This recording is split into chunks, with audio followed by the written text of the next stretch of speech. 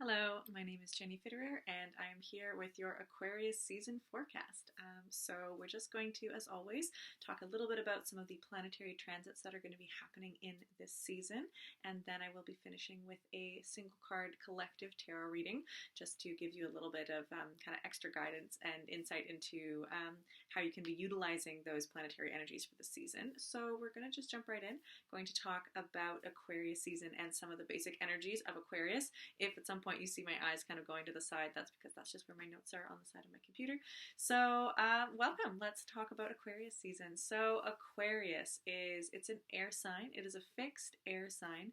So what that means in terms of energies, air signs are very much about the realm of the mind. They're all about learning and communicating and just the rational cognitive facilities we have, and everything to do with the element of us as cognitive rational beings. And then the fixed quality of Aquarius, fixed is all about it's kind of about how the sign moves. And so a fixed sign in Aquarius is very steady, very stable. It's not so much about starting new things, but it's very much about follow through and staying very kind of solid and grounded in the concept. So Aquarius as a fixed air sign is not like, oh, I have a bright new idea or I want to kind of start something new mentally. It's more about really sitting with the ideas and concepts and working them through, kind of mulling them over. Aquarius is also very committed to their ideas. That fixed nature of having an idea and not just letting it go, not just like, kind of, oh, somebody said this and now I think that, and now somebody says this and now I think that too. Like Aquarius is very, these are my beliefs, this is what I think, and I'm going to spend a long time kind of working critically and rationally through my ideas so that I know that I can stand really, really firm with them, and then I'm going to be able to build on those ideas. So Aquarius is very, very strong mentally. Aquarius is very much interested in the scientific approach. So this idea of rationality and logic and thinking, okay, like I really want to work things through. Part of that building that strong mental foundation of that fixed nature is about really making sure you do your homework. So Aquarius really wants to go through that process, that scientific approach, to be really, really solid on what they believe. There's a whole other element to Aquarius that is the idea of being the rebel or the innovator. So Aquarius season brings this idea of bursting out of the box and saying, we've done things, like seeing how other people do things kind of the same way. And Aquarius says, can't we do something different? Like, why don't we just blow out the box? I'm going to do completely the opposite thing. If everybody's going in one direction, I want to see what's in the other direction. So there's this idea of the kind of adventurous spirit of the trailblazer.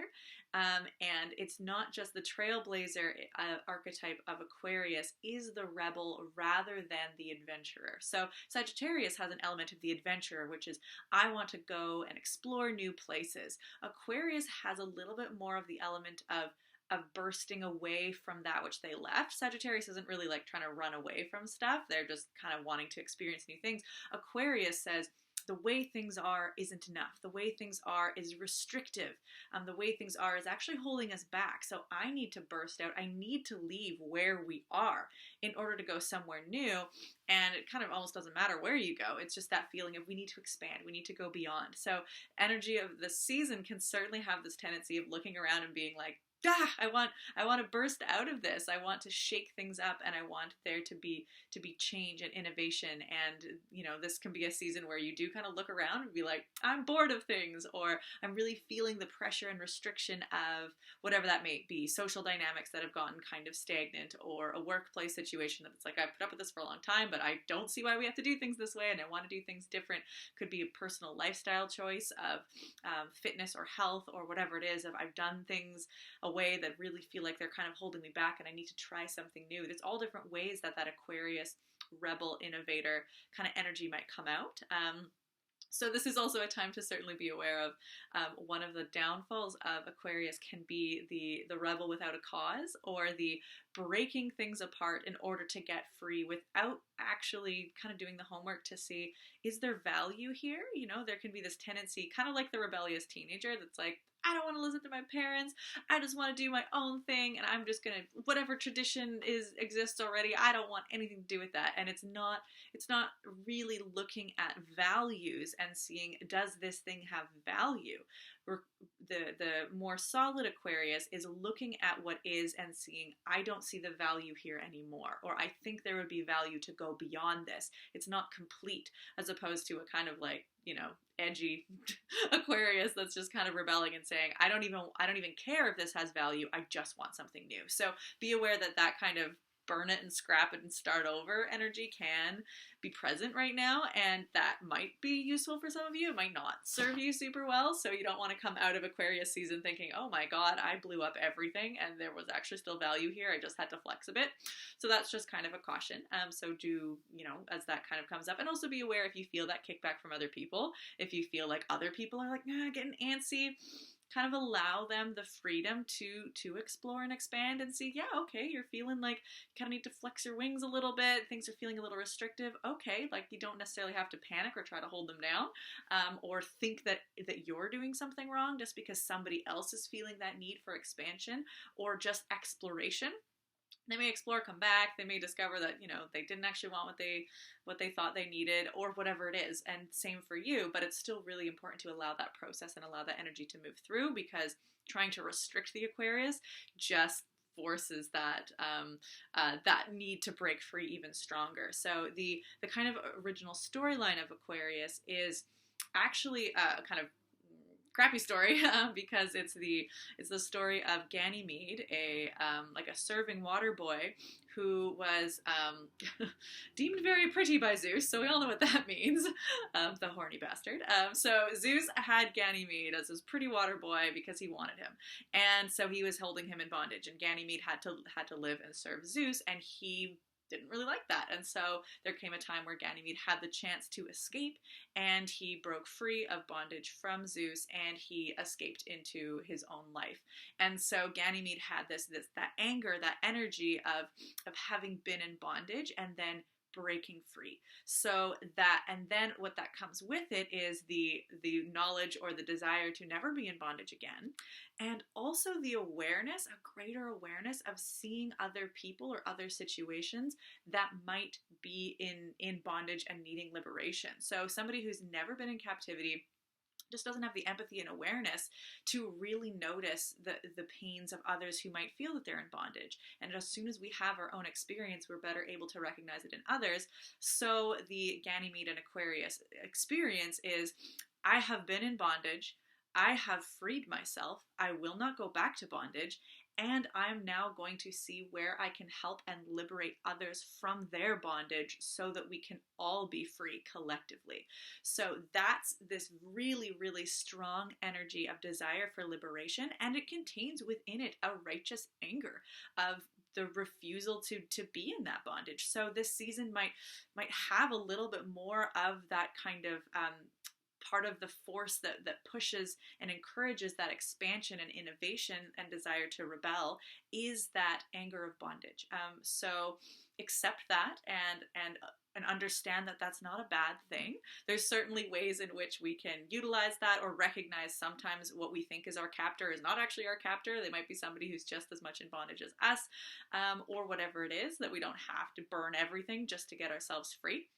And also that not everybody that you think is in bondage needs to be freed. So sometimes that can be the wanting everybody to rebel with you, and everybody should do what I'm doing because it was good for me, or you're unhappy and you're in bondage, all of that sort of thing that can happen. So making sure that you don't project your story onto others, and yet allow your experience to help you engage in empathy and sympathy with other beings, and see and allow and help other people, not necessarily jumping in as this white knight and heroically trying to rescue people, but allowing your experiences to be an example and a light to help other people free themselves from bondage, whatever that might look like. Again, bondage can be like very big and serious, like in Ganymede's case, and it can just be stuck in patterns, stuck in unhealthy family dynamics, fear of, leaving a job that feels comfortable but feels like, golden shackles of it really doesn't feel fulfilling, or it has its own major kind of downsides to it, but it's just really difficult to leave. There's all different kinds of ways where we can feel trapped. And this season is really pushing the pressure on feeling trapped in order to have the impetus to actually leave. So that's, kind of some two different folds of Aquarius there. The innovator, the rational wanting to kind of work and build new things, and that rebel, that wanting to be free out of bondage. And part of the way that Aquarius seeks that freedom is through the mental liberation, is through learning something new, is through creating something new, through that kind of scientist, inventor archetype of, it's not just a new way of doing and being and thinking, but once we get to a new level of thought, then there's new kinds of things we can create, and that will hopefully allow more and more people to experience liberation. So Aquarius definitely has a lot of this kind of humanitarian kind of energy to it. So with that comes the tension of feeling that kind of need and anger, because when we're all happy, comfortable, and complacent, then we don't often, that's not necessarily when you want to innovate or grow. You're kind of happy where things are. So that's sort of just the general Aquarius vibe. So the energies that are going to be present. Aquarius season, and again, these times are all Pacific time where I am. So Aquarius season starts January 20th, so this morning when I'm filming this, and it runs until February 18th. So that's the sun is in Aquarius starting on January 20th, right early in the pre-dawn hours for me. And so again, whenever a sun moves into a sign, the sun is this big beacon of light. So that's where the themes of that sign get illuminated, and we become significantly more aware of them. So the sun has moved into Aquarius. Now these themes become more relevant. We're moving out of that Capricorn sort of structure, foundation. We've probably had a lot of work of testing our foundations and seeing if we have integrity in our foundation. And now Aquarius is really saying, where do we need liberation? Where can we go beyond? And do that for not just for my own well-being, but for the collective moving to the next step and the next level as a whole community. So that is the sun entering Aquarius, January 20th. Overall, this season, there aren't a lot of the major planets moving into new signs. So I've only just got a few to share with you. Which means I would say that this will go shorter, but really I'm just going to talk longer on each of them. You know how it is. So Aquarius, after the sun moves into Aquarius, we have Uranus. Uranus is going to be stationing direct, still in Taurus. So Uranus has been in retrograde in Taurus for quite a while, and a lot of the very kind of big global cataclysmic things we've been experiencing have been in part to Uranus's action.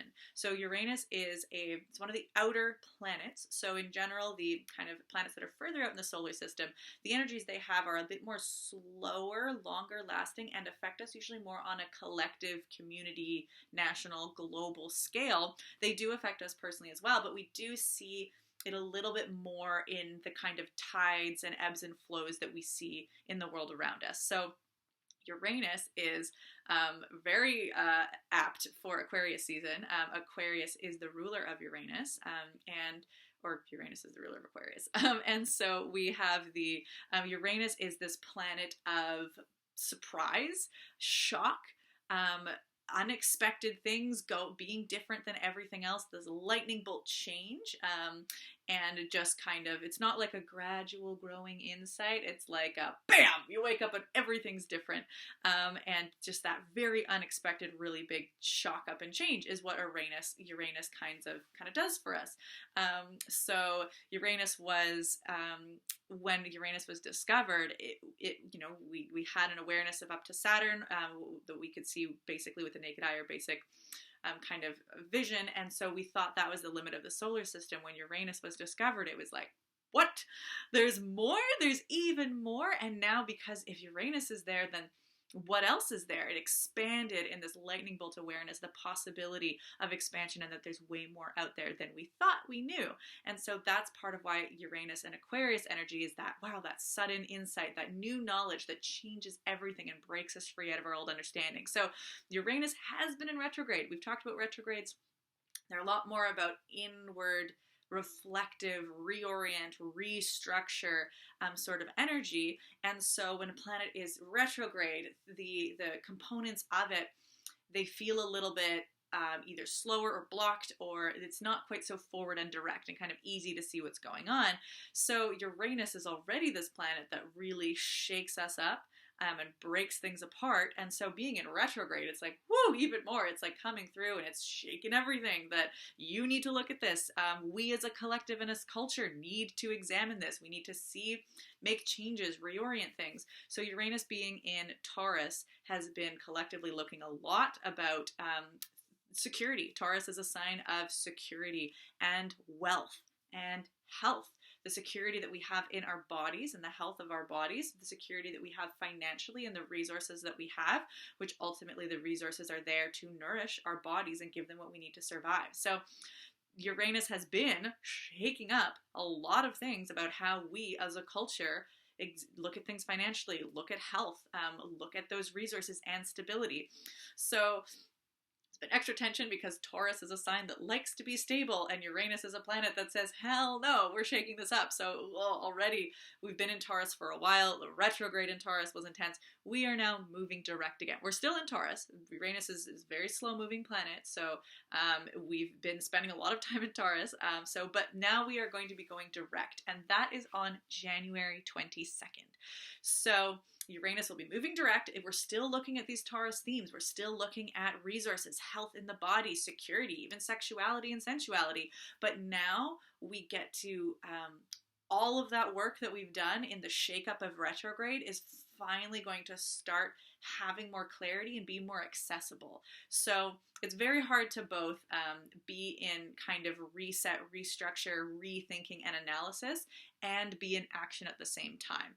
So a lot of the time it's easier to do your analysis, your restructure, and then once you've gotten that clarity, then you can implement it. So that retrograde to direct motion feels a lot like retrograde is this time where don't stress about implementing it, just learn, just analyze, just see what's not working, allow the breakdown, allow the collapse, and then when it's direct, now we can start to rebuild. We can start to implement the things that we've checked out. We can now be in action and not have to worry quite so much about analysis quite yet. We can just be in that motion. So Uranus going direct means now we can start to implement some of the things we've learned. Now we can start to maybe look at how things are once the dust has settled and say, wow, that was crazy. How do we need to rebuild in order for us to have a little bit more security moving forward? The tendency, of course, after any retrograde is, and it can be jarring, things shake up, is to say, what can we do to make sure that never happens again? What can we do to make sure I never feel that way again? What can I do to make sure things never break again? And ultimately, that is just a pattern that is going to lead you to a lot of disappointment and fear because there is no preventing the breakdown. There is no preventing things having to change. There is no preventing a tragedy, and especially with Uranus, unexpected things happening.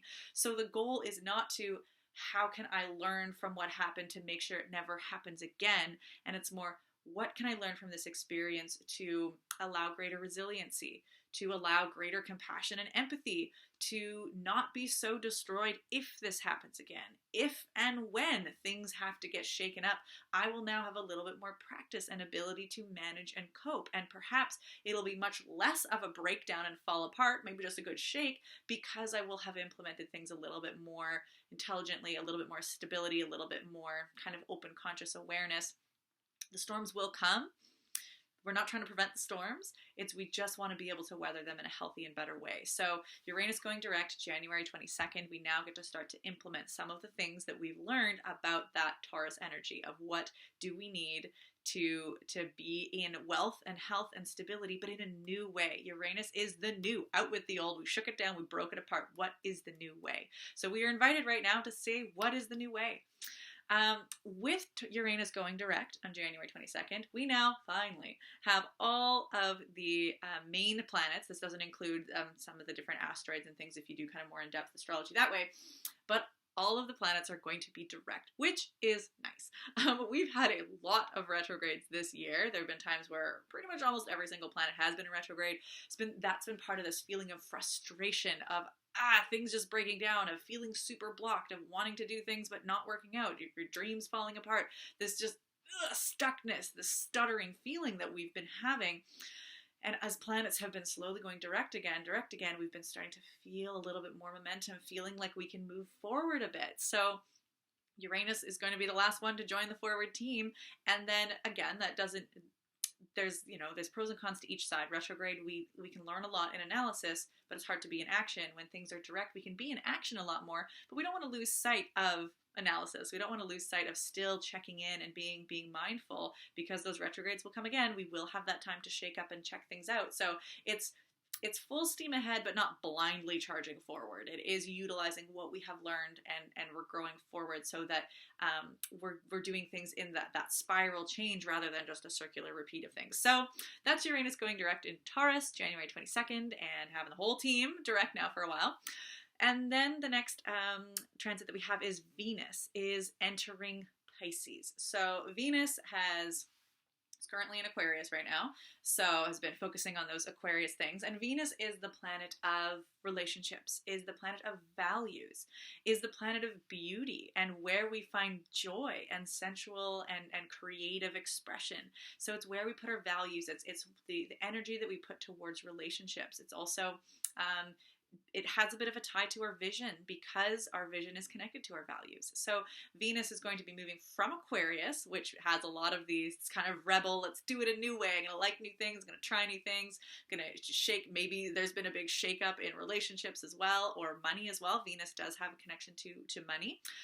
So brand new things kind of flying in the air. And then Pisces comes along, and Pisces is a water sign, and Pisces is the last sign of the zodiac. So we're coming to the end of the energetic year. Yes, we've had the calendar new year, January 1st, but the energetic new year is when we end Pisces season and we start with the equinox, the spring, if you're in the northern hemisphere, or autumn equinox when we start with Aries season. So Pisces is the last sign. As planets are going to start coming into Pisces, it's kind of like the last chapters or episodes of your season, where we kind of start to wrap up and integrate a lot of the themes that we've been exploring through the year and prepare to dream into the next phase and the next adventure. So Pisces is the sign of the dreamer. So Pisces is all about going beyond what's practical, not bothering with the tangible, mundane reality that we have to play in day to day, and saying, just what can I even imagine? What is so beyond the real world that I have to play in right now with these building blocks? And what can I picture? What is this dream, this vision that is pretty unreasonable? That's pretty, it's the dreamland. It's fantastic. It's impractical. It's not, you're just dreaming your life away. It's all those things that feeling of that's impossible. That could never happen. That's just your dream world. Well, the phrase is, of course, that everything that we now know is possible once started out as some impossible dream. It was once a vision that somebody had the gall to imagine, and then the tenacity to actually try to manifest, and the perseverance to deal with all of the crap along the way and the failures along the way. And a lot of the dreaming things into reality is not just a one lifetime experience. It can be culturally, socially, that there was a vision, an idea, and people have tinkered along the way, experienced those failures together, and one day it starts to manifest and it becomes real in the tangible world. But it was real back then when it started as a vision and it started as a dream. So Venus entering Pisces is suddenly our values. We're going back into a dream state. It's kind of going to the vision board. It's not trying to create it right away. It's just sitting back and thinking, what could I have? What could be possible? I have a bigger dream and before it's even a vision, it's a dream. So this isn't even planning for your future or making new plans for your money life, or that whole, like, if it's a relationship that you're looking for, like going on dates or like checking that out. It's just the dreaming. What do I want? What's even possible? Even if I don't want it, I just want to know. I just want to play in that imaginal realm. So Venus in Pisces it's very beautiful, very dreamlike, very impractical, and very, very potent. Pisces is connected to the spirit realm because that is that beyond reality world, that kind of world beyond the veil, where we can access it through our dream states or our oracle practices. This is very much a time where we start to focus in on our more spiritual practices, where we're more open to that. So Venus leading the charge of the planets into Pisces, bringing our values and our love and our heart back into spirit, back into the spiritual practice, whatever that might look like. It's going to look different for everybody. And that is on January 26th. So we're going to just start. We're still going to have a lot of Aquarius themes going on, but we're going to have a little bit of that influx of the dream about what's possible. Then last we have Mercury is going to be entering Aquarius as well. So Mercury's just been in Capricorn for a while. We just came out of the Mercury retrograde. Whew, man. And so now we've been forward in Capricorn for a little bit, and now we have it will be moving into Aquarius on February 11th. So Mercury is this planet of thought, planet of communication and language and verbal skills. Moves really, really fast. It's the tightest orbit around the sun. So Mercury is very fleet-footed and very quick. And so Mercury, being a mental planet, is going to feel very at home in Aquarius, because Aquarius is an air sign, and Aquarius is very much about thinking and ideas. So we may get this, but it's not so much it's a little bit more stable. So Mercury entering into Aquarius it's certainly going to bring in new ideas, new insight, but more ideas connected to Aquarius themes. So liberation, innovation, doing things differently, beating to the sound of your own drum, walking to the beat of your own drum, whatever the phrase is of being different than other people, Mercury is going to have more of those thoughts, those ideas, and also the desire to communicate that. So with Sun moving into Aquarius, we might be thinking a lot of these Aquarius kind of liberating ideas and thoughts. When Mercury joins us in Aquarius, then we might be able to articulate a little bit more, whether that's in writing, whether now we can talk about it with people. The communication aspect of Mercury is going to help us share those ideas with others, and that may even be the thing that brings more of that Aquarius motion forward, of not just thinking about liberation, but starting to be in communication and community about it. Not just thinking about innovation and creating new things, but now maybe bringing others in. Maybe you've had an idea and you've had a vision for something new you want to create.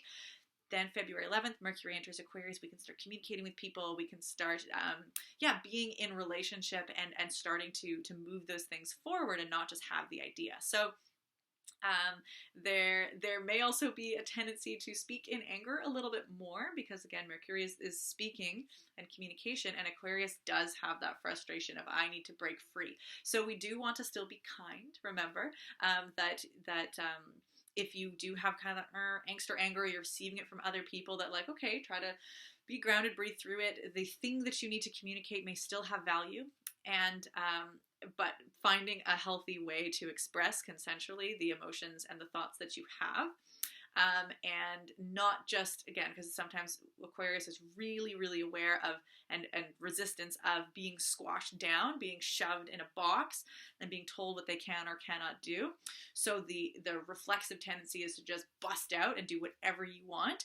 So we want to be careful that isn't just, well, in order to be free, I have to say whatever I think. I have to, if you're restricting my freedoms, if you don't let me say whatever I want whenever I want it, it's mind control. I should be able to yell and scream and kick if I want to. Like, yeah, okay, that's kind of like the way little kids do it, and we're hopefully learning how to still express ourselves respectfully without causing harm to other people, and then in fact putting them in bondage to our own emotional vomiting. So that's a balance that we, of course, all have to learn how to manage, and it's going to look different with different people.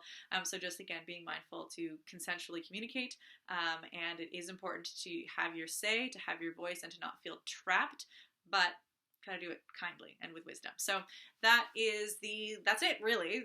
That's it for the main planetary transits this Aquarius season. Your moon dates is the Aquarius new moon. New moon in Aquarius is January 21st. And then the full moon in Leo is February 5th. So those are your moon dates if that is something that you want to follow. So that's it for the transits. And so now we're just going to pull a single tarot card and do a little reading. So I'll just take this time to say that I do live and work here in the Esquimalt and Songhees nations. here on the west coast of Canada.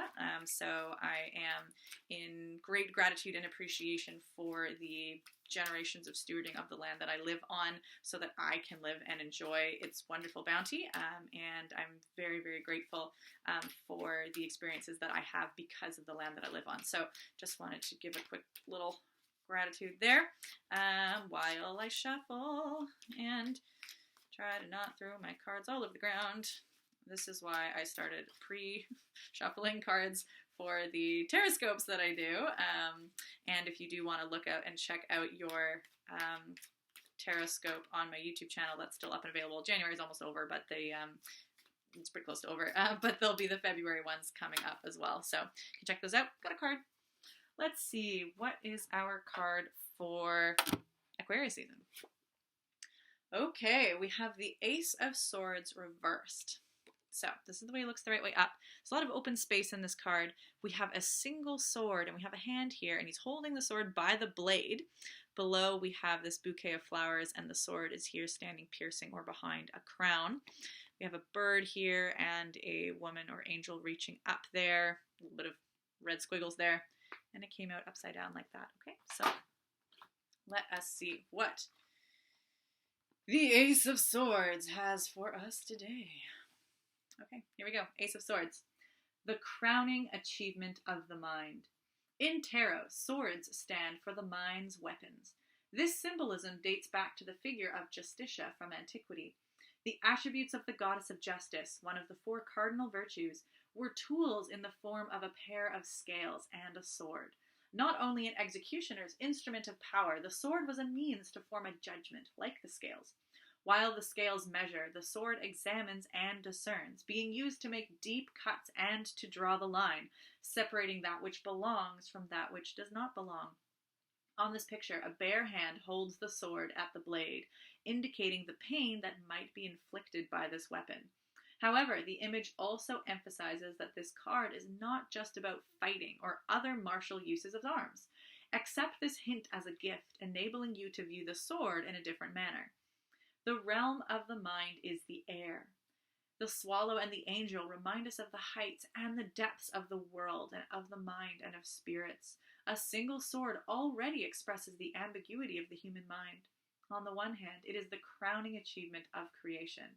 On the other, it represents the greatest possible alienation and distance from nature in all its glory. To develop the former and avoid the latter, it is up to us to learn to fly. The fruitfulness of the mind is measured by the refinement and fulfillment of practical needs.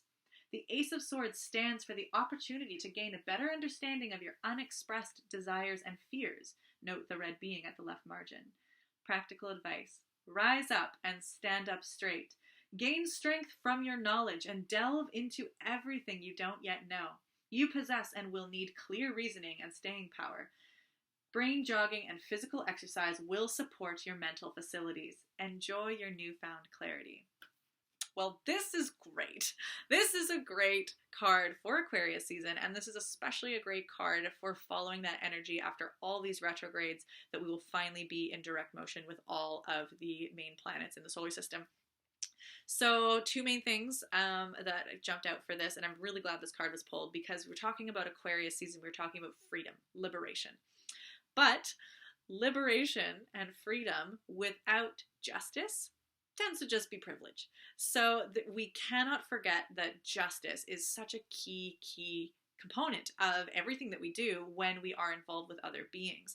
And so there can be a lot of talk about freedom for me, freedom for what I want to do, freedom being, I want no restrictions whatsoever, freedom to kind of be like the teenager's dream of I don't want to be told what to do and I want to be able to do whatever I want. So there can be that, especially after the anger of Aquarius being in bondage and feeling the injustice of bondage, you can swing from the injustice of bondage to what's a different kind of injustice, which is absolute freedom. Which is either chaos and anarchy or it's extreme privilege, because no one person can have absolute freedom without limitation unless those limitations are being put on other people. So in order for you to have every freedom, somebody else is basically being put in bondage and unable to do what they want to do. So freedom is always a compromise. And that compromise we work out because we have the tools of justice, and we're looking about what is just, how much freedom is healthy, how much structure is required for us to still be safe, and how much freedom is important to be able to flex and grow without being totally lost and open and no structure whatsoever, and totally confused. So freedom, healthy freedom, is not a wide open infinite expanse. It exists in this homeostatic balance, and it really, really requires justice to be the thing that it leans on. Justice being that sword that is that cutting edge of discernment. Justice having the sword and the scales. That scales is like, what do we need to feel equal and in balance?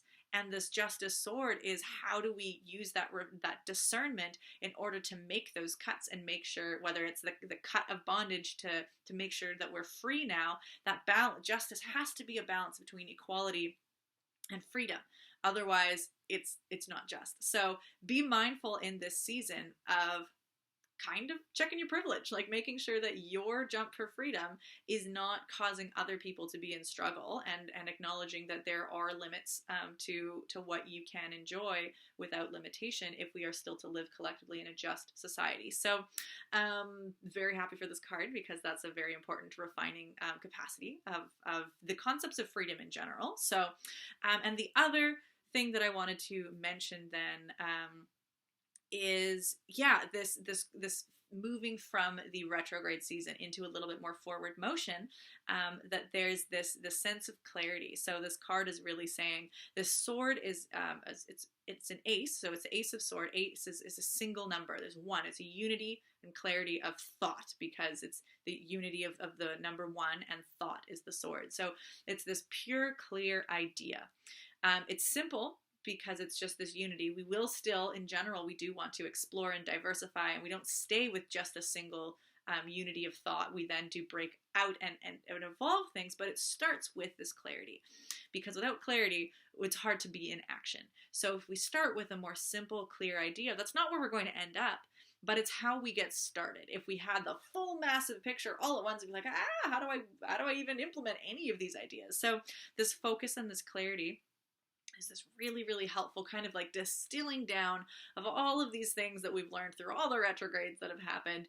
And we've got this nugget, we have this idea, this clarity, and we get to stand up and we get to move forward with this clarity into whatever it is that we're going to experience. This isn't like a card of knowing how it's going to end.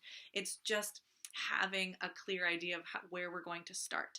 And we get to finally start with that forward energy from this season. So I think I'm just going to leave it at that, because really it's a nice last little line here, which is enjoy your newfound clarity, because you earned it. Let's be honest. Things have been, it's been intense.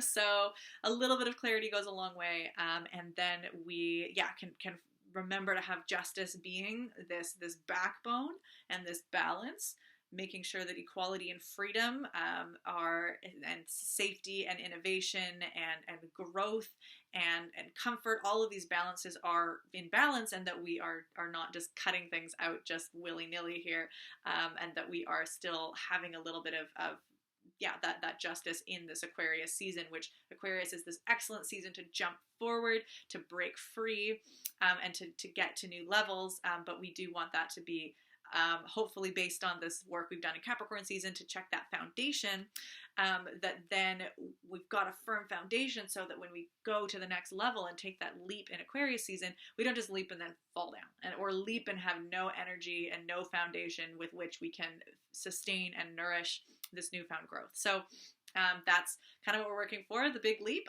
but in a sensible and sustainable way. With a little bit of unsensible, because we'll be moving into Pisces season. So it's, anyway. So I'm just going to leave it at that. Thank you so much again for joining me with this little broadcast. This is a pay what you can workshops. So the link is in the comments below for my PayPal for any donations. I really, really appreciate any and all donations. They do help me continue to create this for you. So very grateful and thankful for all of that. And yeah, I have loads of fun doing these. Thank you so much. And I will see you next month. Take care.